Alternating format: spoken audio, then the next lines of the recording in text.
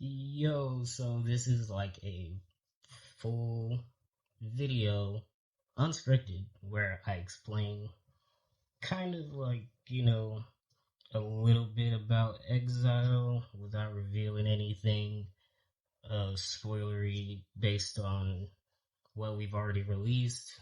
Chapter 1 has already been out, and Chapter 2 comes out in a few days, so I wanted to go ahead and, show a little bit of some future stuff that you won't exactly see yet for a while.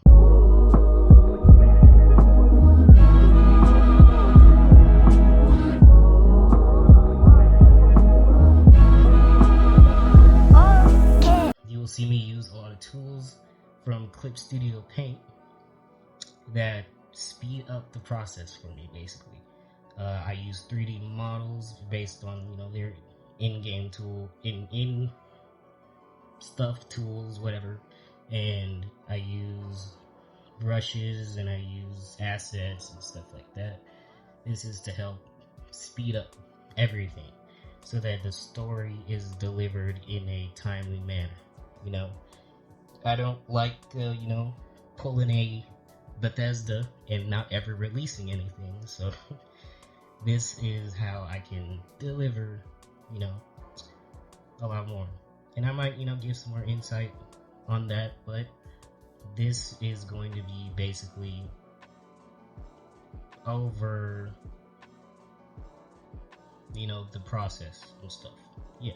Of course, this video is unscripted. I might edit little stuff here and there, but it's nothing too crazy. So this page that I'm working on right now is basically one of the kingdoms in Exile,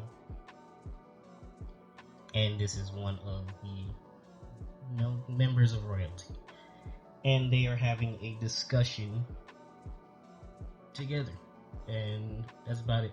So if you've seen stuff like Slime, it's basically just kingdom discussion. I will describe that Exile is like a little Souls-like, a little bit of Lodoss War. I don't know if you know about Lodoss War, but Lodoss War is like an old like D&D based series on Crunchyroll. I think you can watch it, and it's just like Skyrim and stuff like that. You'll hear me make a lot of references to video games because I do that a lot on my free time. So yeah. So in this top panel right here, I've already started, and if you saw the post on my Instagram, it was a reel that was super quick. I basically just recorded what I had already drew, and so this is one of the characters. He's basically responding to another individual, and so in this next one, he is going to go in more depth in his response. In the script I have, I think he says, he's not too concerned about something. So in this case, we will draw an expression of a character who just doesn't give a shit, basically. he doesn't care. So I'm gonna drop in my asset that I think fits best for this specific scenario. And so I might tweak it a little bit. I've been sitting down all day. Artists are known for having back pain.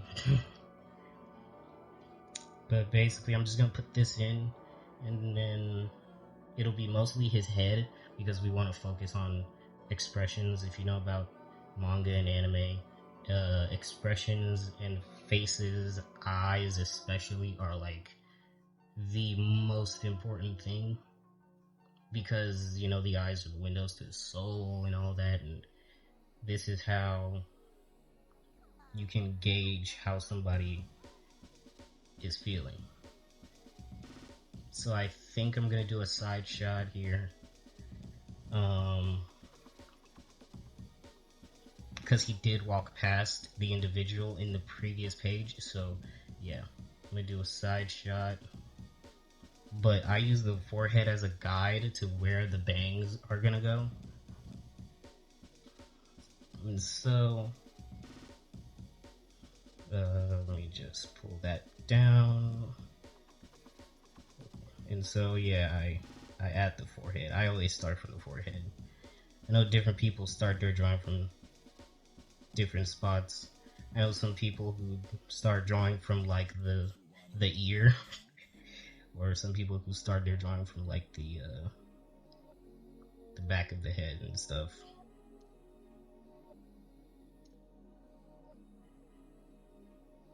I am gonna debate whether I will time lapse anything in this video. You know, because I also kind of want to do like a Sam Sulek. I don't want to edit too much. Basically, I kind of want to just, you know, keep it chill for YouTube.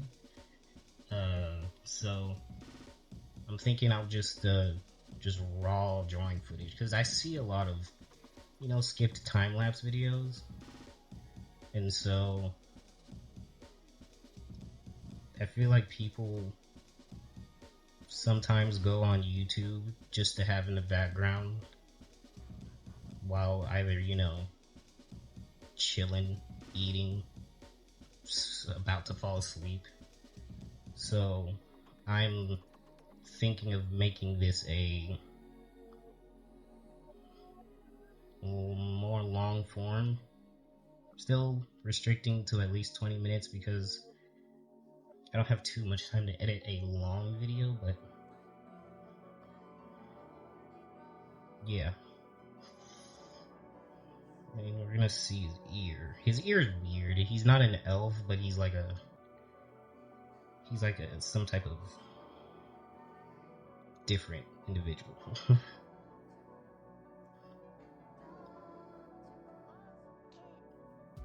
And if I haven't said, chapter 1 is on Global Comics. If I can, I'll put links and stuff just to make it easier to find.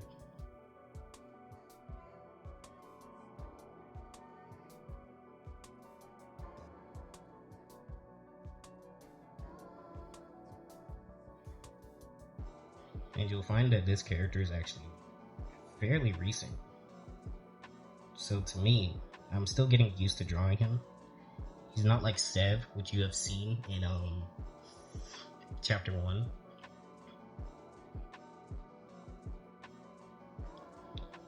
And he appears young, but he really isn't.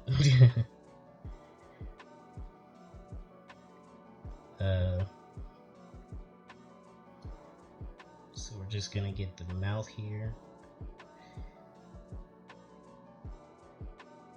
My favorite, so, you know, with AI and everything, I feel like it's easier now to explain art styles since AI does a lot of theft. So, in my case, I've learned a lot from different artists that I favor. One of the main ones being Kubo, which is from Bleach. And then for a while it was Naruto, Masashi Kishimoto. And then I've kind of just been like hopping around here and there, trying to figure out like what I want to do. And basically, you know, if you just keep drawing, your style just comes about over time. You don't really need you don't really need to think too hard about it. It just kind of happens. And since I've been doing it for quite a while, it just kind of happened. I fell asleep. Well, that sucks. I also wanted to take time and discuss some of the things that make me enjoy drawing manga. Of course, I could be doing a bunch of other things like painting, which that's something I like to do too, but manga is something that I've found more entertainment in for the use of my skills. And that's because I was influenced by a lot of media just growing up.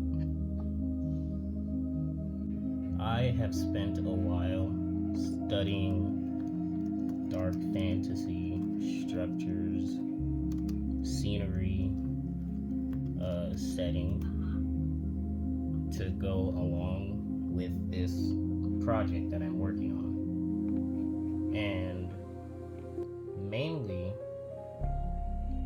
the one thing that I gravitated towards when trying to understand the look of what makes dark fantasy is I've come across a specific search term, which is dark fantasy brutalism. With dark fantasy, we equate a lot of it to large castles, just giant stuff, and that's what I understood about it, is that everything was big. Castles, mountain ranges, volcanoes. It's all just ginormous. And so, with the different ways that you can look at it, I think that as much as I myself don't like drawing backgrounds for the manga, I find the brutalism side of, or at least the buildings of dark fantasy, very interesting. Dark Souls, Elden Ring,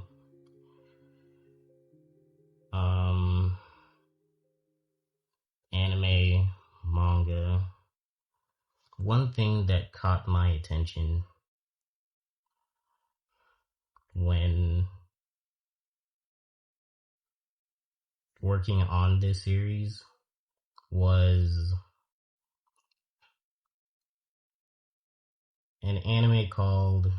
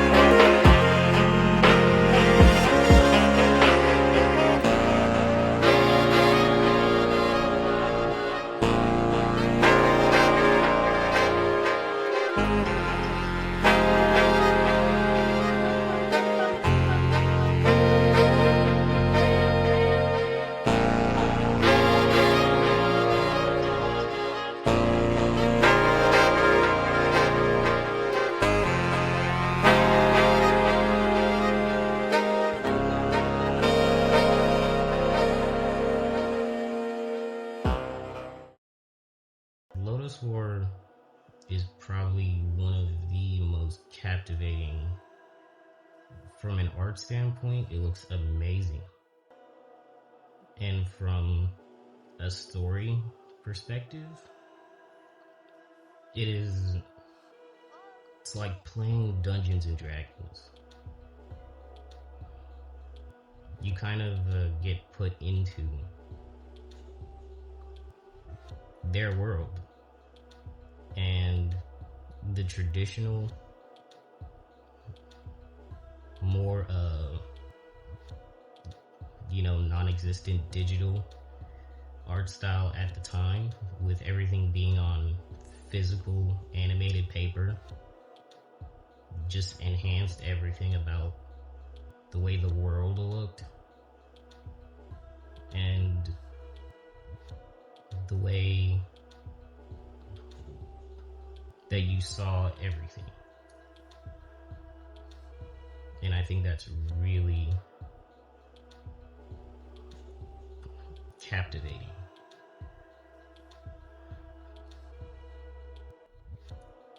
Lodoss War is a surprise to me because you don't really see that type of 90s art anymore. If anything, it's non-existent. I mean, the characters from D and like the one like wizard guy, they're, you could say they're generic fantasy characters, D&D characters, straight like regular stuff that you would see in anything, but they really like define what people create in everything. Your character in a video game such as Skyrim or anything else essentially stemmed from what they were doing at the time with Lodoss War and what dark fantasy was. And actually, I would say that I see a lot of Lodoss War roots when I play video games like Demon Souls or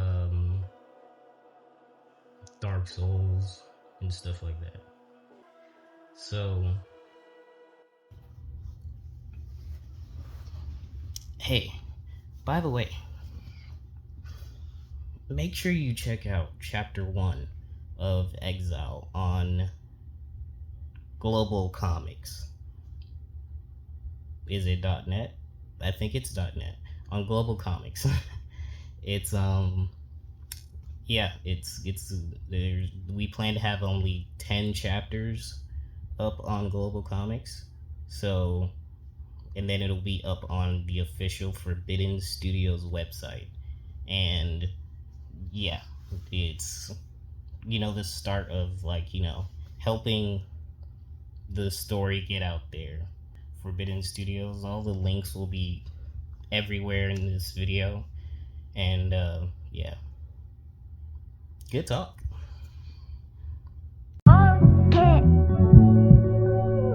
Let me add a little bit of spice.